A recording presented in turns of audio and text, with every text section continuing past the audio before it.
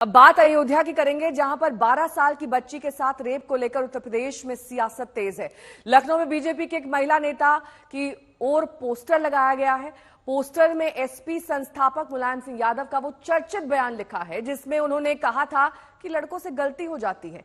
SP अध्यक्ष अखिलेश यादव के DNA test वाले बयान पर भी बीजेपी ने हमला बोला है।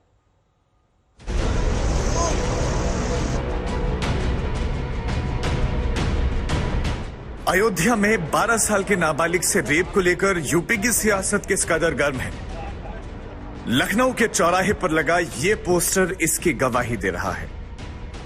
रेप पर समाजवादी पार्टी के संस्थापक मुलायम सिंह यादव के चर्चित बयान लड़के हैं गलती हो जाती है लिखकर बीजेपी के एक स्थानीय नेत्री ने ये पोस्टर लगाया है। इस बीच कल भारतीय जनता पार्टी का 3 सदस्यों का एक प्रतिनिधिमंडल पीड़िता और उसके परिवार से मिला। इस दल ने यूपी सरकार से पीड़ित परिवार की मुआवजा राशि 5 लाख से बढ़ाकर 25 लाख करने की मांग की। बीजेपी प्रतिनिधिमंडल में शामिल यूपी सरकार के मंत्री नरेंद्र कश्यप ने अयोध्या रेप कांड को लेकर समाजवादी पार्टी को सीधे निशाने पर लिया। इस घटना का मेन मुलजिम समाजवादी पार्टी के सांसद का नजदीकी है, समाजवादी पार्टी का ऑफिस बेरर है। उसके बाद भी ना सांसद ने कुछ बोला, ना सरकार ने कुछ बोला। मतलब साफ है कि समाजवादी पीड़िता के साथ नहीं है, बल्कि अपराधियों के साथ हैं। अयोध्या रेप कांड को लेकर सियासत समाजवादी पार्टी सुप्रीमो अखिलेश यादव और विधायक शिवपाल यादव के बयान से भी गरमाई हुई है। अखिलेश ने डीएनए जांच की मांग की है तो शिवपाल यादव ने बीजेपी नेताओं के नार्को टेस्ट कराने की मांग कर सियासत की चिंगारी को और भड़का दिया। समाजवादी पार्टी के बड़े नेता अखिलेश यादव जी, समाजवादी पार्टी के कार्यकर्ता नार्को टेस्ट की बात कर रहे हैं, डीएनए की बात कर रहे हैं। इसका मतलब साफ है कि समाजवादी लोग पीड़िता परिवार के साथ नहीं है, अपराधियों के साथ हैं। यानी समाजवादियों ने अपने रूप को आखिर दिखाई दिया है। देश प्रदेश की जनता देख रही है। इतना इंश्योर हमने किया है पीड़ित परिवार को कि एक भी अपराधी बचेगा नहीं।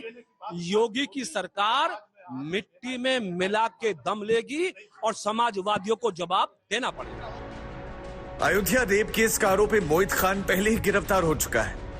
यूपी सरकार ने उसके खिलाफ एक्शन लिए हैं। शनिवार को उसकी बेकरी पर बुलडोजर चला और रविवार को बाकी उसके शॉपिंग कॉम्प्लेक्सेस पर कार्रवाई। और हमारी सरकार का यह विचार है, यह नीति है कि पीड़ित किसी भी जाति का हो, किसी भी धर्म का हो, उसे न्याय मिलना चाहिए। और अपराधी किसी भी जाति का हो, किसी भी धर्म का हो या कितना हो रसूखदार हो, उसे सजा मिलनी चाहिए। और उत्तर प्रदेश के महाराज जी ने यह बाकायदे इस घटना पे किया है। अयोध्या में 12 साल की बच्ची के साथ जो कुछ हुआ वो जघन्य है। अच्छा होता पीड़िता को न्याय दिलाने के लिए सभी दल एकजुट नजर आते, लेकिन ऐसे मामलों पर भी सियासत की रोटियां सेकने का काम बदस्तूर जारी है। बनवीर के साथ संतोष शर्मा और समर्थ श्रीवास्तव, अयोध्या आज तक।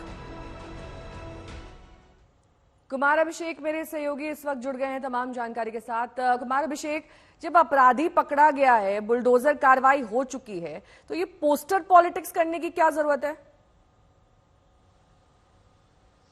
देखिए, पोस्टर पॉलिटिक्स के जरिए बीजेपी सीधे सीधे समाजवादी पार्टी को घेर रही है। लेकिन मैं बताऊं कि मैं उसी 10 नब्बे चौराहे पर खड़ा हूं जहां बीती रात पोस्टर लगे थे, और आपको दिखा भी देता हूं कि रातों रात इस पोस्टर को हटा भी लिया गया। यानी कि लड़के हैं, गलतियां हो जाती हैं, और उसमें मोहित खान के नाम का जिक्र था। आप ये 10 नब्बे चौराहा है, यहां से अब ये पोस्टर रातों रात हटा दिया गया है। लेकिन निश्चित तौर पर यही एक वो लाइन है जिसके जरिए बीजेपी हमेशा से समाजवादी पार्टी को घेरती रही है।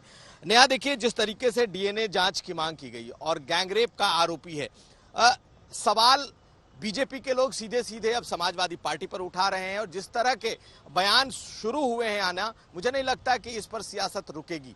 आज अखिलेश यादव भी लखनऊ में है, जनेश्वर मिश्र की जयंती है, और निश्चित तौर पर वो आज इस बारे में कुछ बोलेंगे। दूसरी तरफ संसद भी है और यहां से भी संसद की गूंज सुनाई देगी इस कांड की भी, ये भी ऐसा लगता है। लेकिन ये जो बयान है कुछ लोगों का मानना है कि कहीं ना कहीं ये जो बयान दिया गया है इसको एक वर्ग को साधने के लिए दिया गया है, जबकि बीजेपी के लिए बड़ा मुफीद है, बहुत सूट कर रहा है इस तरीके का बयान कि वो आराम से समाजवादी पार्टी को घेर सकते हैं। अब देखना है नेहा कि ये कहां तक जाता है, क्योंकि अयोध्या वो जगह है जहां बीजेपी हारी है, यानी फैजाबाद सीट हारी है, और अयोध्या में ओबीसी बिरादरी से का ये मामला है। अब बीजेपी इसे छोड़ने के मूड में नहीं है और इसको बिल्कुल कह सकते हैं इस मुद्दे को आखिरी तक लेकर के जाएगी। नेहा कुमार, उपचुनाव भी आ रहा है, 10 सीटों पर उपचुनाव होना है, इसीलिए इस मुद्दे को और ज्यादा गरमाया जा रहा है, क्योंकि जब कार्रवाई हो चुकी है फिर आप पोस्टर लगा रहे हैं, हटा रहे हैं, क्या हो रहा है ये?